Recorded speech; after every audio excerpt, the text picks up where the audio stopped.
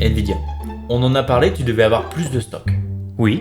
Alors comment ça se fait qu'elles sont toutes parties en plusieurs minutes? Plusieurs minutes, c'est toujours mieux que quelques secondes.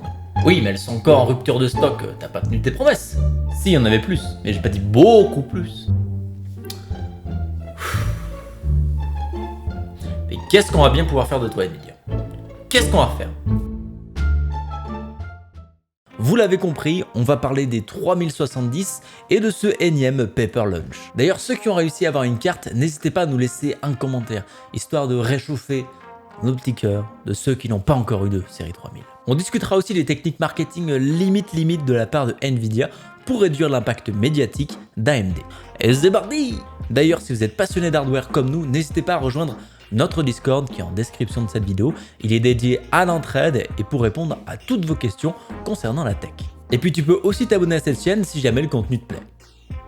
Jeudi dernier se tenaient les ventes de 3070 partout dans le monde. Mais encore une fois, Nvidia nous a déçus avec ce qui semble être encore un paper lunch. Et quand on parle de paper lunch, on ne parle pas de jeter du papier en l'air, bien sûr. C'est un terme qui désigne la pratique marketing consistant à présenter un produit largement avant sa date de disponibilité, sans le signaler explicitement afin d'occuper le terrain pendant cette période. Ce qui au final nous permet de recréer facilement les lancements de 2020.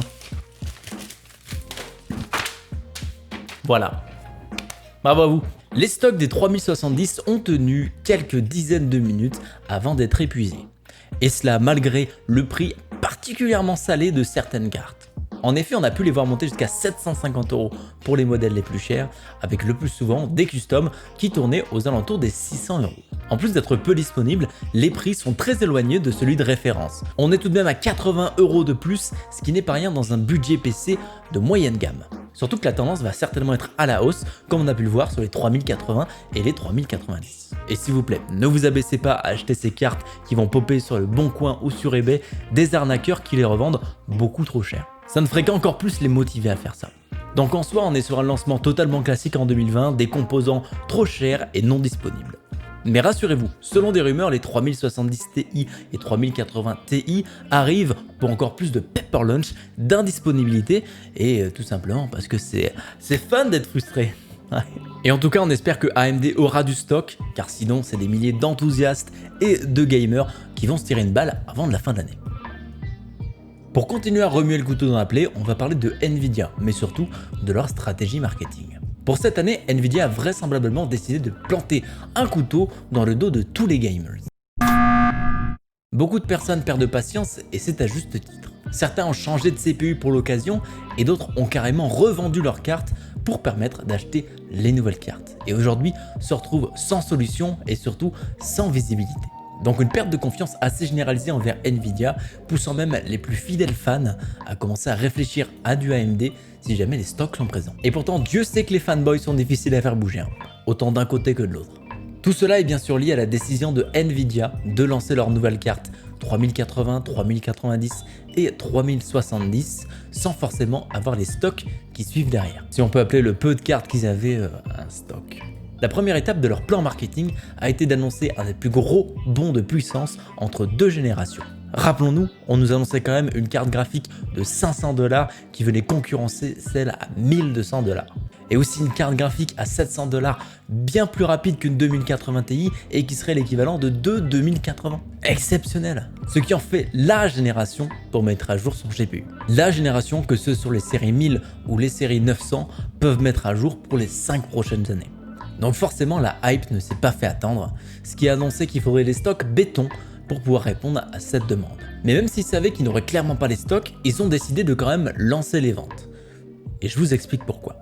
Aujourd'hui, Nvidia est le roi de la carte graphique. Il a les plus grandes parts de marché et une très bonne notoriété pour ce qui est des communautés PC et gamer. Donc lancer son produit en premier sans que personne n'ait pu faire d'annonce en face, ça veut forcément dire énormément de ventes derrière. Et surtout des ventes sur des personnes qui n'ont pas encore de PC et mieux encore, des personnes qui étaient chez la concurrence.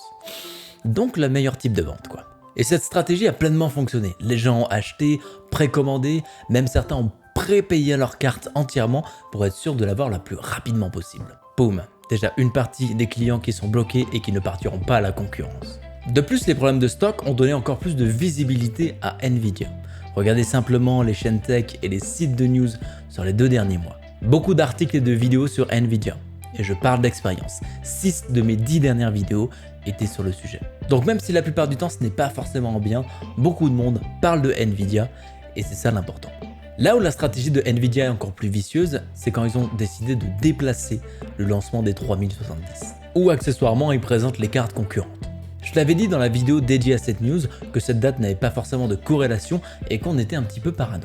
Eh bien j'ai été naïf. En réalité c'était bien pour cette raison-là, en plus des stocks, que Nvidia a décidé de déplacer cette date.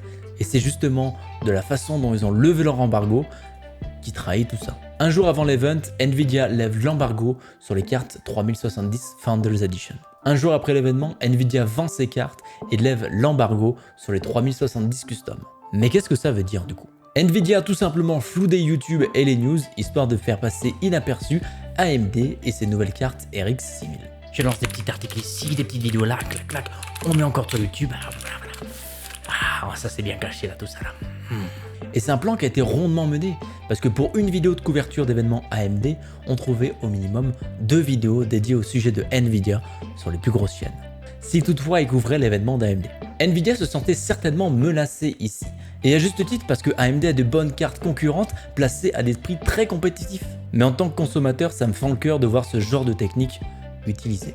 Ça ne marche qu'un temps, c'est sûr, parce que l'info circule, mais c'est tellement sale.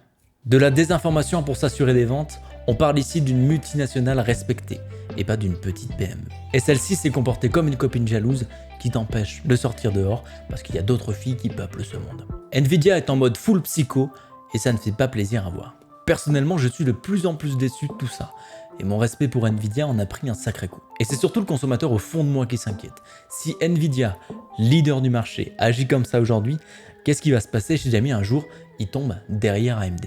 À quelles autres techniques de marketing douteuses on va avoir droit? Car il y a bien quelque chose qui m'énerve, c'est que l'on se fasse prendre pour des pigeons. Vivement 2021 que les stocks soient là et qu'on n'ait plus à subir ce genre d'anti-compétition malsaine. J'attends de les voir faire concurrence avec des produits et non du vent. N'hésitez pas à mettre un F dans les commentaires pour donner un dernier hommage au respect que nous avions pour Nvidia, qui est maintenant enterré. Et sur ces tristes nouvelles, je vous dis à très bientôt pour une prochaine vidéo. Je vous aurais bien dit ciao, mais le cœur n'y est malheureusement pas.